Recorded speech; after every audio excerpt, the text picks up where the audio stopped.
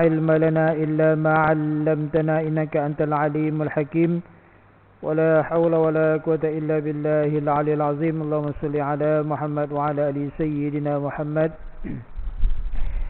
Yang dimuliakan Tuan Nazim Masjid, seterusnya Tuan Imam, Tuan Bilal, tuan-tuan jawatankuasa masjid, tuan-tuan perempuan yang dirahmati Allah sekalian, alhamdulillah, terlebih dahulu sama-sama kita memanjatkan kesyukuran kita kepada Allah Subhanahu wa taala kerana dengan izin dan inayahnya pada pagi ini kita sama-sama dapat sekali lagi dipertemukan oleh Allah Subhanahu wa taala dalam sesi kuliah subuh. InsyaAllah pada pagi ini sama-sama kita mulakan kuliah kita dengan Ummul Kitab Al-Fatihah. A'udzubillahi minasyaitonirrajim. Bismillahirrahmanirrahim. Alhamdulillahi Rabbil Alamin. Ar-Rahmanir-Rahim. Maliki yawmiddin. Iyyaka na'budu wa iyyaka nasta'in. Ihdinas siratal mustaqim. Siratal ladzina an'amta 'alaihim غير المغضوب عليهم ولا الضالين.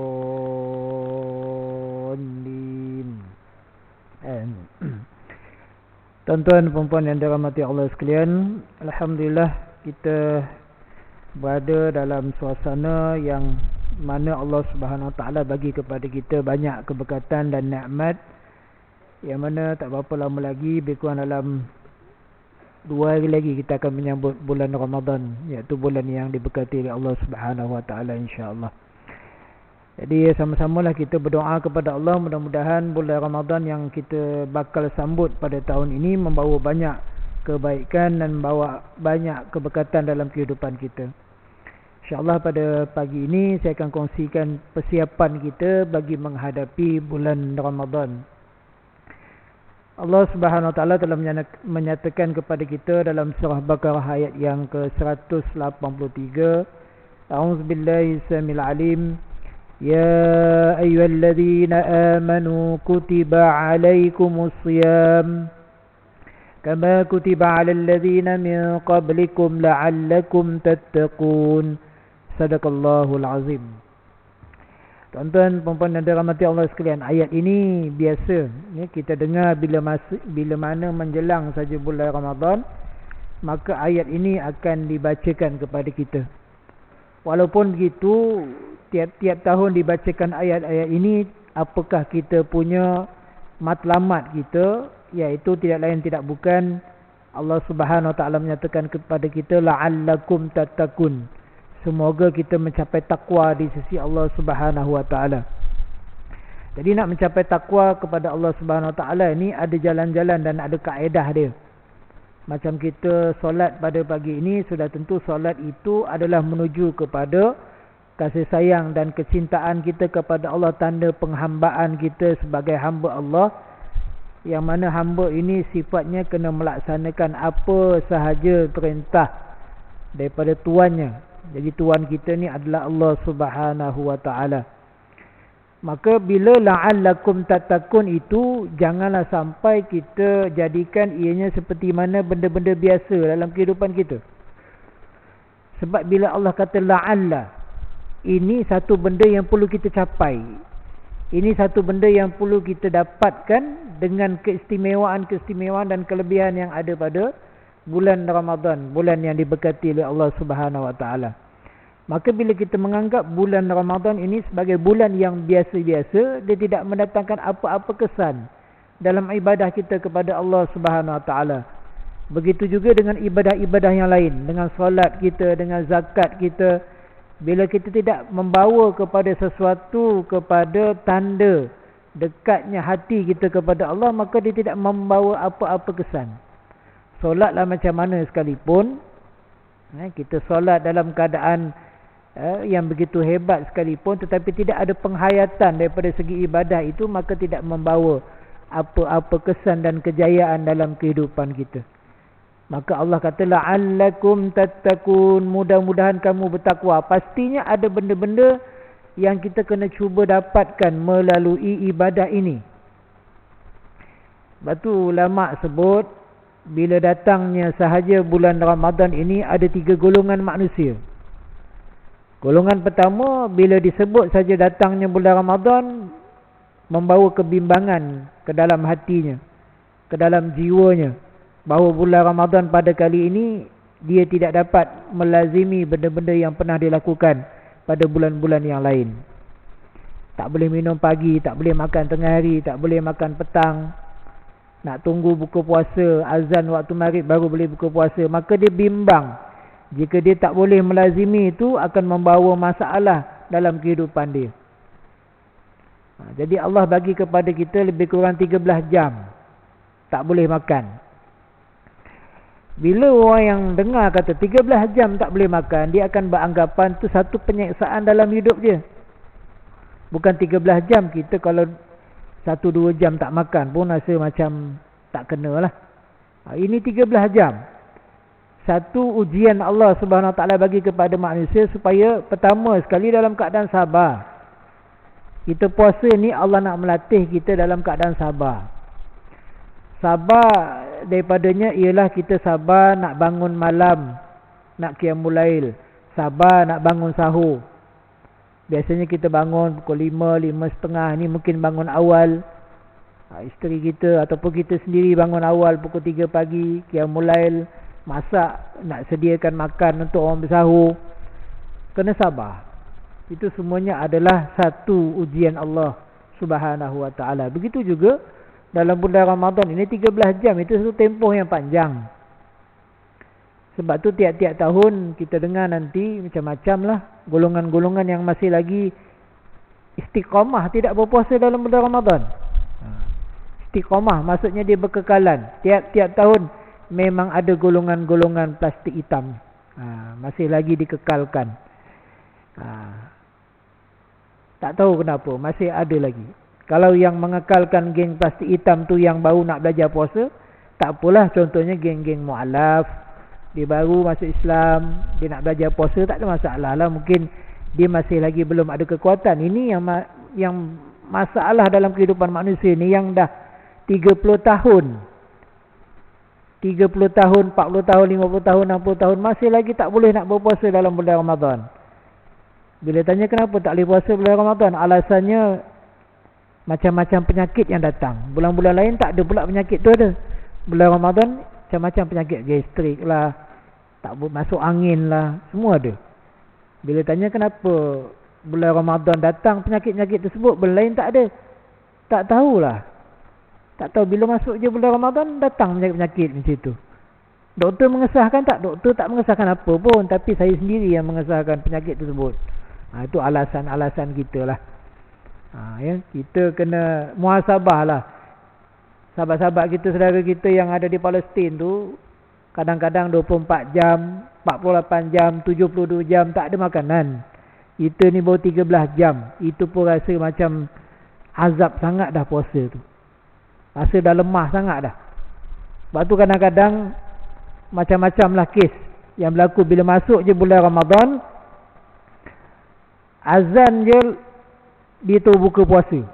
Dia tak tengok azan tu azan kat mana. Ada satu kes ni. Saya masih di Banting. Buka puasa. Dulu buka puasa Banting dengan KL 2 minit. Beza dia. Dekat satu kedai tu dia buka puasa. Buka puasa. Azan je TV. Azan TV kan azan wilayah persekutuan dan kawasan-kawasan yang sama waktu dengannya. Azan je dia terus makan. Saya tengok je. Lepas tu dia pun tengok balik. Apa pandang-pandang ni? Bukalah. Dah azan makan je.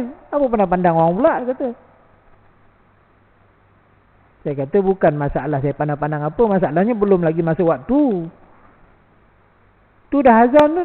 Itu azan wilayah persekutuan. Dan kawasan yang sama waktu dengannya. Kita ni dibanting beza 2 minit. 2 minit, seminit lantak lah dia kata. Janji dah azan buka. 13 jam tu puasa tu. Takkan tak boleh kau tim sikit. Seminit sudahlah. Jalan je lah dia kata. Tak boleh. Batal puasanya. Walaupun seminit. Jadi dia tak peduli juga. Terpulang dia lah. Jadi kita tak boleh macam tu. Sebab tu bahaya. Kan tahun lepas ada kes azan awal kan. Azan berapa minit dekat. Saya tak ingat. Tapi kat Selangor jugalah. Ada kes bila dia azan awal. Belum masuk waktu buka puasa dia dah azan. Habis. Orang yang dengar azan terus buka puasa. Kan jadi masalah. Semua kena qada puasa. Jadi bimbang situlah. Jadi kita kena yakin. Sebab tu buka puasa ni, walaupun dalam Islam kata buka puasa ni sunnah, kita menyegerakan buka puasa. Maksud menyegerakan buka puasa tu betul-betul dah masa waktu kita buka puasa. Bukannya menyegerakan buka puasa tu. Orang faham. Ada orang faham menyegerakan buka puasa tu maksudnya kalau 7.30, 7 suku dah boleh buka. Sebab ayatnya menyegerakan buka puasa. Bukan. Maksudnya masa waktu. Masa waktu 7.30. 7.30 tu jangan lewat-lewat. Jangan baru nak hidang. Jangan baru nak masak. Jangan itu galakkan dia kita berbuka puasa. Masuk pada waktunya. Dan sahur pula kita lewat-lewatkan. Sahur sunnah Nabi Muhammad sallallahu alaihi wasallam. Ada orang dia kata, Ustaz, sunnah Nabi melewat-lewatkan sahur. Kalau azan pukul 6 suku, kita sahur pukul 6.30 lah. Tu kata melewat-lewatkan? Bukan. Dia pun tak faham lagi. Buka puasa pun dia tak faham. Sahur pun dia tak faham. Melewat-lewatkan tu maksudnya lebih kurang dalam 10 minit. 10 minit tu waktu imsak tu. Bukannya waktu kita dah tak boleh makan. Berjaga-jaga. Takutnya nanti tengah-tengah sedap makan azan. Tu 10 minit waktu imsak tu waktu berjaga-jaga. Jadi 10 minit sebelum kita masuk waktu subuh itu, kalau boleh kita berhenti. Itulah maksudnya kita melewat-lewatkan waktu sahur. Bukan lewat-lewat tu pukul 6.30, pukul 7, pukul 8. Pukul 9 pun ada, Ustaz. Pukul 9 mana ada dia sahur. Macam mana tu? Tak boleh lah. Ada baru ni, dia puasa ganti. Puasa ganti bulan Ramadan. Yang lepas dia ada hutang. Lepas tu, dia terlupa niat malam. Sahur pun dia terlupa. Jadi dia terjaga pukul 8 pagi.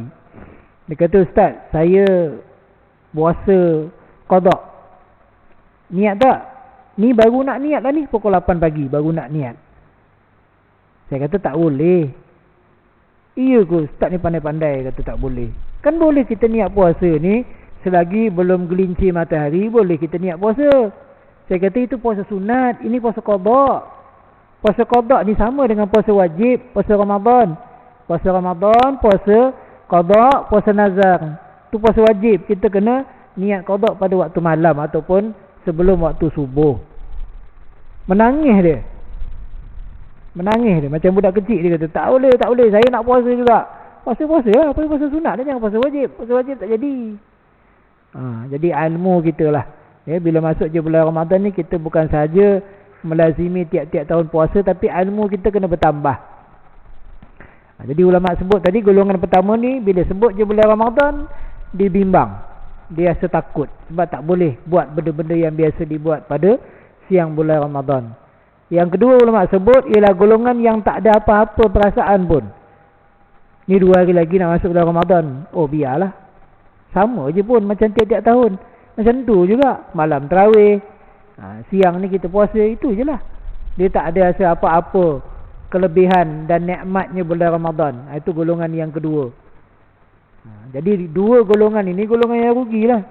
Sebab kita masuk je bulan Ramadan ni, banyak benda-benda yang kita akan dapat tidak ada pada bulan-bulan yang lain. Contohnya sembahyang tarawih. Sembahyang tarawih ni satu kelebihan Allah bagi kepada umat Nabi Muhammad sallallahu alaihi wasallam. Bila masuk je bulan Ramadan, jangan kita abaikan, tinggalkan bulan Ramadan ni dengan kita tak lakukan salat sunat tarawih. Buatlah salat sunat tarawih. Soal berapa jumlah rakaat tu terpulang, 8 ke 20 ke.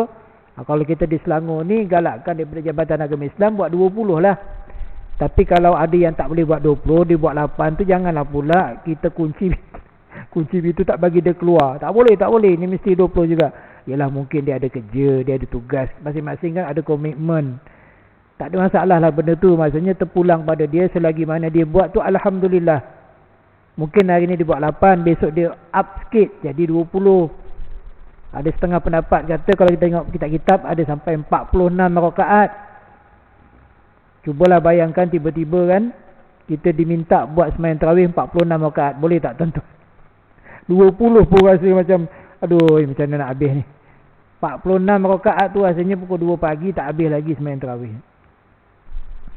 Tak kisahlah, terpulang. Maksudnya ikutkan kepada kemampuan kita. Kalau tuan-tuan di masjid buat 20, balik nak sambung lagi 20, tak ada masalah. Benda ibadah dalam bulan Ramadan ni terpulang pada kita. Kita ada kemampuan, ia lagi bagus kita buat. Kalau tak ada kemampuan, itu terpulang. Tapi cuma jangan kita abaikan. Langsung bulan Ramadan ni tak buat apa-apa ibadah. Sama macam bulan-bulan yang lain. Paling tidak pun kalau tak nak buat sembahyang tarawih, kita cuba ubah sikit. Sembahyang itu di awal waktu. Sebab tu orang bila masuk je bulan Ramadan, waktu maghrib confirm orang tahu masuk pukul berapa. Bulan lain bila azan maghrib pukul berapa, dia tak tahulah, confuse lah. 7 suku ke, 7.20 ke, 7.30, dia tu confuse. Tapi bila masuk je bulan Ramadan, standard dia boleh tahu waktu masuk solat maghrib tu pukul berapa. Sebab nak buka puasa 7.30, 7.30. Walaupun begitu, ada juga yang melewat-lewatkan solat. Memanglah kita buka puasa tu okey buka puasa, tapi janganlah buka puasa tu 7.30. Isyak pukul 8.40, 8.30 baru nak sembahyang maghrib. Kenapa lewat-lewatkan sembahyang ni? Tadi kan buka puasa, Ustaz. Tak bayanglah 13 jam tak makan tu, saya qada dari 7.30 sampai 8.20 saya makan tu. Qada 13 jam punya tak makan. Sampai tahap macam tu. Jadi bimbang kita tergolong dalam golongan yang rugi.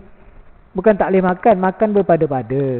Sebab kita buka puasa ni bukan membalas dendam, tapi mengambil sunnah Nabi Muhammad sallallahu alaihi wasallam. Sunnah Nabi kan makan sebelum kenyang. Itu sunnah Nabi.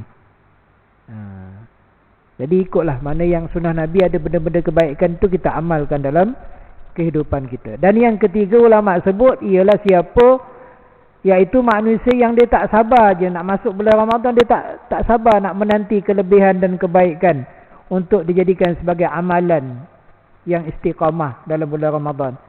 Masuk je bulan Ramadan, dia rasa terlalu hibur, terlalu sedih. Sebab apa?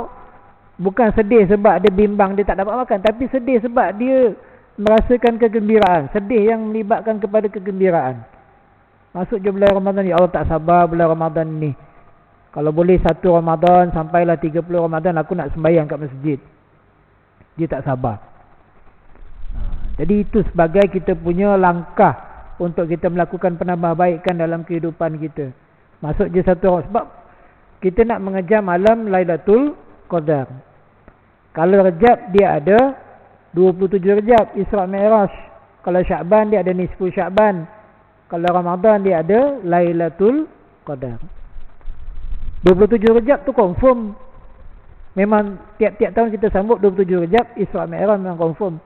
Nisfu Sya'ban pun confirm 15 Sya'ban. Tak ada orang sambut nisfu Sya'ban 3 Sya'ban, tak ada. Sebab namanya nisfu tu maksudnya setengah. Mesti 15 Sya'ban kita sambut. Tapi malam Lailatul Qadar ni tak ada siapa yang tahu. Allah aja yang tahu. Walaupun ulama-ulama Nabi Muhammad sallallahu alaihi wasallam pernah menyebutkan tanda-tanda ataupun waktu-waktu datangnya malam Lailatul Qadar, tapi tak confirm lagi. Sebab tu kita kena cuba bermula pada 1 Ramadan sampailah 30 Ramadan. Ini pun ada orang cakap dengan saya, dia kata, Ustaz, kita insya-Allah puasa hari Isnin besok katanya. Kata mana tahu, belum tengok malam ni pun nak tengok anak bulan kan. Mana tahu lagi. Iyalah, confirm Isnin puasa. Sebab tahun 2022 kita ada raya mengejut, tahun ini puasa mengejut. Itu. Wallahu alam, kita pun tak tahu. Tengoklah malam ni. Penyimpan moh-moh besar cakap apa? Kalau kata raya Senin, kalau puasa Senin lah. Kalau puasa Selasa lah, jangan gaduh. Jangan gaduh. Tapi ada yang mempertahankan, kata besok juga puasa. Nak puasa-puasa terpulang. Tapi kan besok hari Syak. Hari Syak ni jangan puasa. Kita tak tahu besok puasa ke tidak. Baik kita elakkan. Jadi puasa tu tetap datangnya 1 Ramadan. Tak kisahlah 11 ke 12 Mac, tu tak kisah. Yang penting 1 Ramadan tu tetap datangnya bulan Ramadan. Sebab tu bila datang 1 Ramadan ni, kadang-kadang ramai yang terlupa. 1 Ramadan pukul 9 pagi dia lazimkan dia punya amalan ni. Makan, minum, masih lagi. Walaupun dah masuk satu Ramadan. Jadi itu di antara kaedah kita nak tentukan datangnya bulan Ramadan dengan tengok anak bulan dan juga kaedah hisab. Itu biasalah sinonim tiap-tiap tahun macam tu. Dia tak boleh ikut suka hati kita je. Dia ada kaedah-kaedah dia. Satu lagi nak tahu bulan Ramadan tu dah dekat dengan kita, iklan kurma tu dah keluar dah. Yusuf Tayyub tu dah keluar. Nanti tuan-tuan dengan masuk satu Syawal dia tak sebut Yusuf Tayyub. Satu Zulkaidah, satu Zulhijjah dia tak sebut. Bulan Ramadan je iklan kurma tu dia muncul lah. Maksudnya tu dah dekat lah dengan bulan Ramadan. Okey, la'allakum tattaqun, mudah-mudahan bertakwa kepada Allah Subhanahu Wa Taala. Nabi Muhammad sallallahu alaihi wasallam menyebutkan kepada kita dalam sebuah hadis lagi, "Idza jaa Ramadan futihat abwabul jannah." Apabila masuk saja bulan Ramadan akan dibuka pintu-pintu syurga. Wa ghuliqat abwabun nar, akan dikunci, tutup pintu-pintu neraka. Wa suffidatis syayatin, dan akan dibelenggunya syaitan. Apa maknanya? Nabi sebut pertama sekali bila masuk je bulan Ramadan maka akan dibuka pintu-pintu syurga. Maksudnya tuan-tuan, peluang banyak untuk kita masuk ke dalam syurga Allah dengan amalan di dalam bulan Ramadan. Jadi amalan dalam bulan Ramadan ni apa yang boleh bawa kita kepada syurga? Pertama sekali, istiqamah solat kita 5 waktu, jangan tinggal. Naik taraf dia kepada solat yang berkualiti. Sembahyang berjamaah di masjid, sembahyang di awal waktu. Betulkan kita punya rukun sembahyang, kedudukan sembahyang, dirinya macam mana, rukuknya macam mana, sujudnya macam mana, i'tidalnya macam mana. Yang itu kita kemaskini balik. Jangan kita lazimkan benda yang lama-lama tanpa kita ada kemaskini. Kita kalau dalam kerja pun mesti ada penambahbaikan dalam kerja kita. Dia tak boleh kita buat kerja benda yang sama. Dia akan jadi jemu. Jadi bila kita buat ibadah kepada Allah ni sentiasa kemaskini balik. Kalaupun perbuatan kita dah betul, rukuk kita dah betul, sujud kita dah betul, tengok macam mana sallu kama ra'aitumuni usalli. Kedudukan sujud macam mana, kedudukan rukuk macam mana, bacaannya macam mana, niat ikhlasnya macam mana. Kita ikhlas ke tidak sembahyang kerana Allah? Termasuk tak kita dalam golongan yang mukhlisin dalam agama? Mukhlisin alahuddin. Nanti dalam kita takbir raya tu kan disebut mukhlisin alahuddin, yang ikhlas dalam agama. Ikhlas dalam agama ni apa maksud dia? Maksudnya kita ikhlas dalam melaksanakan itu semata-mata untuk Allah, bukan untuk manusia. Bila untuk Allah, maka segala ibadah kita itu insya-Allah akan berjalan dengan baik. Allah akan pemudahkan segala urusan kita. Allah akan lapangkan rezeki kita. Allah akan bagi ketenangan dan kebahagiaan dalam rumah tangga kita. Bila kita ikhlas dengan Allah. Itu pentingnya mukhlishina lahuddin. Bila kita dah ikhlas, kita muhsinin. Muhsinin ini kita bagi kebaikan dan penambahbaikan dalam ibadah kita kepada Allah. Zakat yang kita tunaikan dalam bulan Ramadan ini masih lagi kekal RM7, RM14, RM21. Jadi kalau kita makan beras mahal, jangan kedekut kita bayar ikut harga RM21. Sekarang kan beras dah mahal, jadi bayarlah ikut harga beras tu. Tak rugi pun kita bayar ikut harga beras tu. Sebab apa? Kita bayar ikut benda yang kita makan. Bila kita nak sedekah kepada Allah, bila kita nak jadikan ia sebagai amalan untuk Allah, jangan kira dengan Allah. Ini kadang-kadang dikira. Ada satu kes bayar zakat dengan saya, dia orang kaya. Dia orang kaya, gaji dia banyak lah. Dia kata, berapa saya kena bayar ni Ustaz? Dia kata, kena bayar, kalau ikutkan ni RM21 sebab makan beras basmati. Dia kata, tak boleh kurang lagi ke? Dia kata, tak, memang itulah harga dia. Lepas tu dia tukar balik. Dia kata, Ustaz, saya kan bukan selalu pun makan beras basmati ni. Saya makan beras mati ni kadang-kadang. Tak kira lah, kadang-kadang bagi alasan pula kadang-kadang. Okey lah, tak apalah. Kalau macam itu ambil tengah-tengah lah, RM14. Tapi kalau Ustaz, saya makan tu kat kedai makan je. Kat rumah saya tak makan.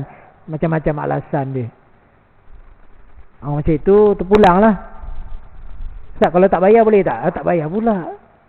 Ustaz tak nak bayar zakat. Tadi macam-macam alasan, kata itulah ini tak makan beramahal lah, apalah itulah. Kenapa tak nak bayar? Dia kata, Ustaz saya ni termasuk dalam golongan asnaf sebenarnya. Pula dah gaji banyak, golongan asnaf mana ni? Mu'allaf ke? Bukan mu'allaf. Saya miskin Ustaz. Kenapa miskin? Saya ni Ustaz kadang-kadang makan pun tak sempat. Itu bukan miskin, itu awak sendiri yang tak sempat makan. Macam-macam alasan. Bayar je lah, bukan mahal pun, RM21 je. Kali dengan 10 orang baru 210. Tapi Allah gantikan kita dengan benda yang lebih baik. Perniagaan yang paling bagus, perniagaan yang paling untung di sisi Allah ni, bila kita buat apa saja perintah Allah, pasti Allah akan bagi kita kelebihan. Allah akan tambahkan rezeki kita, takkan rugi. Sebab tu orang yang bayar zakat ni, bukan orang Islam je, orang bukan Islam pun bayar zakat. Sebab dia tahu bila dia bayar zakat itu, keuntungan itu berlipat kali ganda. Jadi kita orang Islam ni bila bayar, jangan berkira dengan Allah, bayar je lah. Ya, pastinya Allah akan gantikan dengan satu yang lebih baik. Sebab tu namanya zakat fitrah. Zakat fitrah ni maksudnya kembali kepada fitrah, kembali kepada suci. Kita habis saja bayar zakat, maka seolah-olah kita keluar daripada dosa-dosa yang kita lakukan. Man soma ramadana imanan wahtisaban ghufira lahu ma taqaddama min zambih. Ini benda yang kadang-kadang tak diambil sebagai pendekatan dalam ibadah puasa. Biasalah tu Ustaz, puasa ni akan diampunkan dosanya oleh Allah. Tu bukan satu benda yang biasa diampunkan dosa oleh Allah. Biasalah, apa yang luar biasanya? Baik, contohlah kita ni dalam kehidupan kat dunia ni. Kalau kita buat salah, contohnya kita ni melakukan kesalahan-kesalahan jenayah sehingga dipenjarakan. Bila dapat keampunan daripada Duli Yang Maha Mulia, Sultan Selangor ke ataupun yang di Pertuan Agong, macam mana rasanya?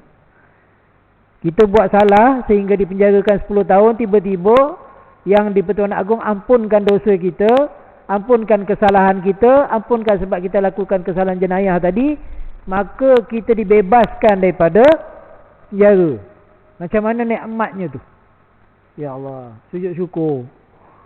Sebab kita buat salah, buat dosa sehingga dipenjarakan, tiba-tiba dibebaskan. Macam itulah juga kalau kita buat dosa pada bulan Ramadan, kita keluar ni bersih. Allah bebaskan kita daripada sebarang dosa. Satu nikmat yang Allah bagi kepada manusia. Sebab nak masuk ke dalam syurga Allah ni, dia bukan benda percuma. Tuan-tuan kena ada pengorbanan daripada sudut macam-macam kita kena buat. Sembahyang kena jaga, bukan setakat jaga, kena ikhlas lagi. Alladzina hum fi salatihim khashi'un, baru boleh masuk dalam syurga Allah. Kalau setakat kita solat 5 waktu tanpa ada penghayatan, tanpa ada penumpuan, tanpa ada khusyuk, belum tentu lagi kita masuk ke dalam syurga Allah. Sebab Allah kata alladzina hum fi salatihim khashi'un, khusyuk. Puasa macam mana pula? Puasa kena ada penumpuan lah. Sebab tu Nabi sebut man shoma ramadana imanan wahtisaban. Tu penekanan. Imanan wahtisaban tu penekanan Allah bagi kepada manusia. Siapa yang nak masuk ke dalam syurga Allah, siapa yang diampunkan dosa-dosanya oleh Allah, mestilah dia puasa dalam bulan Ramadan imanan wahtisaban, iman dan juga keikhlasan pada Allah. Bila sebut iman, walaupun Allah sebut ya ayyuhalladzina amanu kutiba alaikumusiyam, Ustaz tu Allah sebut saya tahu, orang yang beriman kepada Allah, belum tentu. Sebab ayat-ayat Allah ni lebih Allah khususkan kepada sahabat Nabi. Orang yang beriman ni confirm Nabi. Orang yang beriman ni confirm sahabat-sahabat Nabi, tapi kita tak confirm lagi. Ahasiban nas ayutsraku ayyakulu amanna. Wahai orang yang beriman, adakah kamu menyangka kau ni sudah ada iman? Wahum la yuftanun, sedangkan kau tak diuji lagi oleh Allah. Belum tentu kita kata kita nak titlekan kita orang beriman, sedangkan tak diuji lagi oleh Allah. Puasa 13 jam pun merungut. Macam mana nak kata beriman kepada Allah? Puasa dalam bulan Ramadan kan kita masih melazimi dosa-dosa yang kita lakukan. Banyak pembaziran berlaku, banyak penganiayaan. Ada orang dalam bulan Ramadan, dia tak puasa dalam bulan Ramadan, lepas tu dia macam-macam dia buat alasan. Ada satu kes pukul 12 tengah hari dia pergi beli fresh orange. 12 tengah hari. Bersimpang dengan saya, tanya, awal beli air ni buka puasa pukul 7.30, 12.30, 7.30, 7 jam lagi. Nak simpan Ustaz. Awal sangat nak simpan ni 12.30 ni. Banyak confuse saja. Takkan 7 jam beli nak simpan nak buka nanti. Macamlah kerja kita tu langsung tak boleh nak keluar sekejap. Lagipun balik kerja pukul 5 kan. Pukul 5. Pukul 5 kan boleh singgah kedai beli nanti pergi bazar Ramadan kan boleh. Kenapa beli awal sangat? Ya takut kedai tutup Ustaz. Tutup. Macam-macam alasan. 12.30 kedai mana yang buka? Bukan kedai orang buka Islam ke? Kedai-kedai 24 jam yang buka. Yalah Ustaz, air ni tak jual kat bazar Ramadan. Air ni jual kat kedai-kedai yang special. Jadi kalau tutup macam mana saya nak beli? Macam-macam alasan. Lepas tu saya tanya lagi, tu sampai 2 bungkus tu? Macam beli sampai 2 bungkus. Siap dengan ais lagi tu. Kalau nak tunggu 7 jam nanti, kenapa ada ais? Kan boleh masuk peti, sejuk. Oh Ustaz, sebenarnya saya kan gastrik ni tu. Habis yang satu lagi tu, bos suruh belikan Ustaz. Oh jadi bersubahat lah ni. Yalah Ustaz, ni puasa-puasa ni bulan Ramadan kan cuaca panas Ustaz. Memanglah puasa Ramadan tu panas. Nama Ramadan tu pun maksudnya panas. Semua orang puasa panas. Takkanlah kamu saja yang puasa panas, orang yang puasa sejuk je. Walaupun orang puasa ni insya-Allah lah dia mendapat keistimewaan, tapi taklah maksudnya puasa ni orang semua kenyang, orang semua sejuk. Mesti puasa memang lapar, tu standard. Namanya pun puasa memang standard lapar, memang standard panas. Tak boleh Ustaz, saya kalau panas Ustaz, kalau perempuan tu dia kadang-kadang dia tak pakai sunblock, dia cair dia punya makeup Ustaz. Saya ni kalau bulan puasa kena panas, cair saya punya badan Ustaz.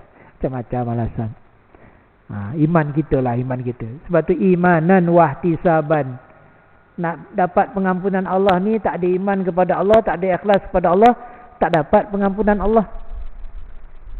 Sebab tu Nabi Muhammad SAW sebut dalam sebuah hadis, kam min sa'imin laisa lahu min siyamihi illa al-ju'i wal atas. Berapa ramai di kalangan manusia bila masuk je bulan Ramadan dia tak dapat apa-apa. Illal ju'i wal atas. Hanyalah dapat dahaga dan juga lapar saja. Rugilah kita puasa ni dapat lapar dahaga macam anak-anak kita puasa. Anak-anak kita puasa kadang-kadang lebih hebat ni. Kadang dia tak sahur pun dia boleh sampai ke berbuka puasa. Ini yang tak sahur kadang-kadang, ya Allah, tak boleh minta diskaun ke Ustaz. Tak sahur pagi tadi. Tu kadang-kadang dia ambil kesempatan rasa makanan bukan rasa makanan. Dia makan sekali. Tak, tadi mula-mula saya rasa macam tak masin. Lepas tu saya rasa lagi macam tak manis. Saya rasa lagi macam terlebih manis. Habis banyak kali rasa nak kita nak buka puasa ni nak kena rasa. Ada yang satu tahap tu 2 cawan diminum. Dia buat air, ada satu majlis dia buat air 2 cawan dia minum. Kenapa minum 2 cawan? Dia kata, Ustaz, saya rasa saya tak puas hati dengan cawan yang pertama tadi. Saya rasa macam ada tak kena dengan air ni. Jadi saya bancuh, saya rasa cawan yang kedua baru okey. Rasa tu dekat lidah je yang habis sampai 2 cawan tu apa hal pula? Yelah Ustaz, selagi kita nak buat jamuan untuk orang ramai ni Ustaz, yang makan ni bukan calang-calang ni, VIP. Kalau tak sedap, tak manis kan kita yang dipersalahkan. Sebab tu saya minum 2 cawan. Ya, tu macam pula masalah manusia ni. Ya, dia tak faham tentang konsep bulan Ramadan. Bukannya begitu. Memanglah bulan puasa kalau kita makan ada tawar tu biasalah. Namanya pun puasa.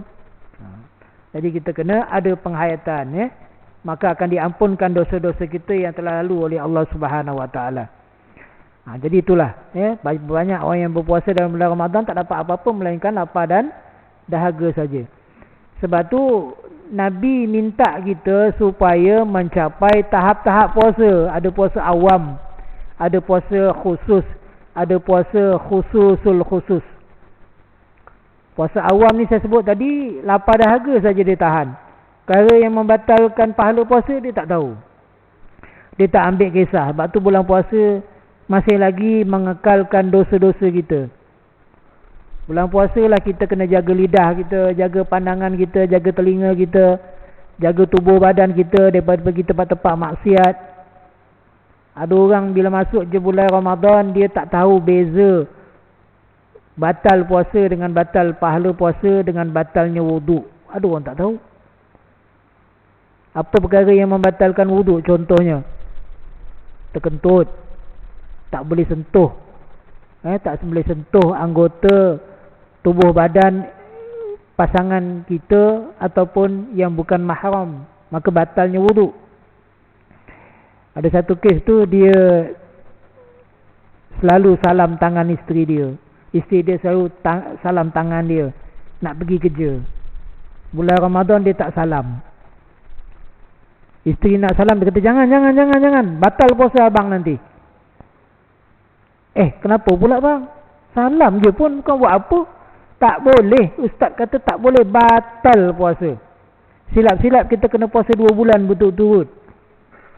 Mana pula pendapat dia ambil ni? Iyalah ustaz kata dalam bulan Ramadan waktu siang tak boleh sentuh isteri. Sentuh tu ustaz kata bukan sentuh kita pegang. Sentuh tu maksudnya bersetubuh. Tu maksud dia. Dia tak faham. Dia ingat kan? Sentuh tu adalah salam. Jadi dia tak salam. Tak salam tangan isteri dia. Isteri dia nak salam dia pun dia tak nak. Lah ustaz kenapa tak cakap daripada dulu? Dia kata kenapa tak tanya daripada dulu? Kenapa sekarang tanya lah? Rugilah ustaz. Saya dah berpuluh-puluh tahun macam ni. Ustaz tiap-tiap masuk je bulan Ramadan, isteri nak salam saya nak salam dia pun saya tak benarkan. Rugi lah. Salah. Yang tak dibenarkan tu bersetubuh pada waktu siang. Ada satu lagi soalan yang kadang-kadang soalan ni kita nak kata dia tak tahu, tapi kadang-kadang kita bimbang juga. Dia ni jahil. Kata ustaz, kalau dalam bulan Ramadan waktu siang kan tidak dibenarkan bersetubuh dengan isteri kan. Tapi ada ustaz tu cakap siapa yang membatalkan puasanya terlebih dahulu, maka dia tidak dikenakan puasa 2 bulan berturut-turut, tak kena kafarah. Jadi saya buka puasa dulu baru saya bersetubuh dengan isteri saya. Kan tak kena kan kafarah kan? Kena tak kena tuan-tuan? Kena tak? Bila dia buka puasa dulu, contohnya pukul 8 pagi dia minum dulu, dia makan. Memang sengaja dia makan, dia minum. Lepas tu dia bersama dengan isteri dia. Kena kafarah tak? Kafarah tak? Dia kena kafarah ni bila kita buka puasa dengan bersetubuh. Buka puasa, dia tak makan apa-apa. Dia terus kepada melakukan persetubuhan dengan isteri dia, maka itulah kena kafarah. Tapi kalau dia memang tak pernah puasa dalam bulan Ramadan, dia bersetubuh dengan isteri dia tak kena kafarah. Sebab tu dia ambil pendekatan tu. Dia kata, macam itu baguslah. Tak payahlah puasa. Tak kenalah puasa 2 bulan betul-betul. Tapi, ada tapinya. Nabi sebut, bila mana manusia masuk je bulan Ramadan, dia tak nak puasa Ramadan, sengaja tak nak puasa Ramadan, sengaja membatalkan puasa Ramadan, maka bimbang dia gantikan pada hari yang lain, Allah tak akan terima puasa dia. Tu ancaman Allah. Allah tak akan terima puasa dia pada bulan-bulan yang lain. Walaupun memang wajib dia qada, tetapi soal terima tak terima itu adalah dengan izin Allah. Bimbang Allah tak terima puasa dia. Tu satu benda yang berat tu. Takut sampailah kita meninggal dunia, Allah tak terima puasa kita. Sebab amalan kita sengaja membatalkan puasa dalam bulan Ramadan. Jadi itulah ilmu-ilmu yang perlu kita kena kuasai. Habis kalau dah terlajak macam mana ustaz, ia kena gantilah puasa 2 bulan turut-turut. Kalau kita buka puasa dengan bersetubuh tadi, tak boleh ke ustaz minta diskaun? Bukan sengaja ustaz terlajak. Ha. Boleh tak minta diskaun? Dia tak boleh kalau dah kena 2 bulan, 2 bulan. Dah cuba 2 bulan tak boleh. 2 bulan contoh dia memang ada penyakit, maka dibenarkan kepada yang kedua, iaitulah dia kena apa tuan? Dia kena bagi makan kepada 60 orang fakir miskin. Itu bukan pilihan, itu setelah kita tak mampu. Dalam Islam ni dia bukan pilihan, dia ada step by step. Tak mampu, contohnya dalam bulan Ramadan kita tak mampu nak puasa, maka ada kaedah dia. Tengok siapa yang dibenarkan untuk dibenarkan tidak berpuasa. Wa in kana maridan aw ala safarin fa iddatun min ayyamin ukhra. Siapa di kalangan kamu yang sakit ataupun bermusafir, maka dibenarkan untuk berbuka puasa. Tapi kena wajib menggantikan pada hari yang lain. Mana kat situ Allah kata 2. Satu sakit yang macam mana? Sakit yang memang tak boleh. Kalau kita tak buka puasa tu, maka mendatangkan mudarat pada tubuh badan kita. Kalau setakat sakit kena gigit semut, tak boleh. Ustaz, sakit kena gigit semut. Alah, gigit semut. Kenapa pun? Kalau kena, contohnya kena gigit binatang berbisa, ular dan sebagainya, kena makan ubat dan sebagainya, itu lain lah. Benda yang mudarat. Lepas tu, bila je sakit, dibenarkan untuk kita berbuka puasa. Ataupun musafir. Musafir ni maksudnya macam mana? Tuan-tuan nanti nak sambut Syawal ni kan balik kampung. So dalam perjalanan kita menuju kepada kampung kita yang lebih kepada 2 maralah, lebih daripada 85 km, maka dibolehkan. Ada orang kata diwajibkan. Ustaz, kan diwajibkan kita berbuka puasa bila kita musafir. Bukan diwajibkan, dibolehkan. Habis yang disebut tadi tu, wa in kana maridan aw ala safarin fa iddatun min ayyamin ukhra. Maka hendaklah wajib ganti, bukan wajib buka puasa. Maknanya boleh pilihan kita. Kalau musafir tu, kalau kita rasa tak boleh, contohnya hadap jam, panas dan sebagainya, maka dibenarkan untuk kita buka puasa, tapi wajib untuk kita gantikan kepada hari yang lain. Tapi sekarang kan banyak kemudahan. Kalau kita naik flight daripada KLIA pergi ke Sabah, rasa-rasanya tak berat sangat kot naik flight. Takat 2 jam, 2 jam setengah, apa berat sangat. Kalau naik kereta tu lain ceritalah. Naik motor tu mungkin letih, panas dan sebagainya. Pergi balik Langkawi, balik Kedah, kan tak sampai 1 jam pun, 40 minit naik flight. Takkan itu pun kata nak buka puasa. Habis start tengah naik flight tadi, tiba-tiba pramugari ni sediakan makanan, minuman. Kan Ustaz kata musafir boleh makan. Saya makan lah kat kapal terbang. Dia nak makan, makanlah. Tapi rasa-rasanya macam tak berbaloi lah. 40 minit je pun. Tapi terpulang lah. Kalau nak buka puasa terpulang. Tapi sayang lah, rugi lah. Nak ganti balik tu bukan senang tau. Puasa bulan Ramadan standard semua orang boleh puasa. Puasa sunat 6 Syawal pun kadang-kadang payah nak puasa. Tengok nanti open house bagai kan. Nak puasa 6 Syawal tu pun Allah tak sempat-sempat lagi puasa. Ada orang bila ajak puasa sunat Isnin Khamis kata tak boleh Ustaz. Kenapa tak boleh? Puasa Ramadan boleh. Yalah puasa Ramadan orang lain puasa sunat ni, saya je puasa, orang lain makan. Jadi tak tahan. Jadi nak ganti pada yang lain tu bukan benda yang mudah. Kena ada kesungguhan. Jadi betul-betul kita memang dalam keadaan terpaksa baru kita boleh dibenarkan untuk berbuka puasa. Habis kalau tak nak ganti boleh fidyah tak Ustaz? Tengok keadaan. Kalau doktor kata sakit yang tidak ada potensi sembuh, contohnya orang sakit kanser, sakit leukemia dan sebagainya, sakit-sakit yang tak boleh sembuh, maka dia dibenarkan untuk tidak berpuasa dan tidak diwajibkan untuk dia qada, tapi dia kena bayar fidyah. Tapi kalau kita tadi setakat buka puasa musafir, lepas tu nak fidyah, memang tak kena lah. Melainkan kita terlupa nak gantikan qada tu pada tahun yang akan datang. Contohnya ni kita puasa, nanti kita ada buka puasa musafir, lepas tu sampai Ramadan akan datang, 1 Ramadan dah masuk, masih lagi tak qada, yang itu kena fidyah. Bukan sekadar fidyah, kena qada juga. 2 kali ganda kita kena denda. Tapi orang kadang-kadang dia suka buat pilihan. Tak payahlah kita qada, fidyah sudahlah. Fidyah kan bayarnya murah sikit. Satu hari kita tinggal lebih kurang dalam RM2 kalau di Selangor. Lebih kurang lah. Kan ikut kadar beras. Kalau di wilayah berganda. Setahun kita tak qada puasa tu, dia berganda fidyah tu. Selangor tak, RM2 lah. Jadi kalau takat 30 hari bayar RM60, apa dah hal? RM60. RM2,000 tolak, RM2,000 itu dapat, tolak RM60. Ada lagi balance. Jadi macam-macam lah orang kan. Walaupun kata bukan tu, tapi tak boleh kita fidyah tu ikut suka kita. Hendaklah berdasarkan kepada asbab-asbab yang telah ditentukan. Itu kita kena kaji. Berkaitan tentang masuknya bulan Ramadan, ada benda yang boleh, ada benda-benda yang tidak dibolehkan. Dan yang akhir sekali, tuan-tuan perempuan yang dirahmati Allah sekalian, sebagai pengukuhan kita dalam bulan Ramadan ini, banyakkan kita bersedekah pada jalan Allah. Jadi kita ni ada kemampuan nanti dalam bulan Ramadan, kita pergi bazar Ramadan, belilah sedikit bagi kepada jiran tetangga kita, saudara kita. Sebab apa Nabi sebut, siapa yang bagi makan kepada orang yang berpuasa, maka dia akan mendapat pahala orang yang berpuasa tu tanpa mengurangi sedikit pun.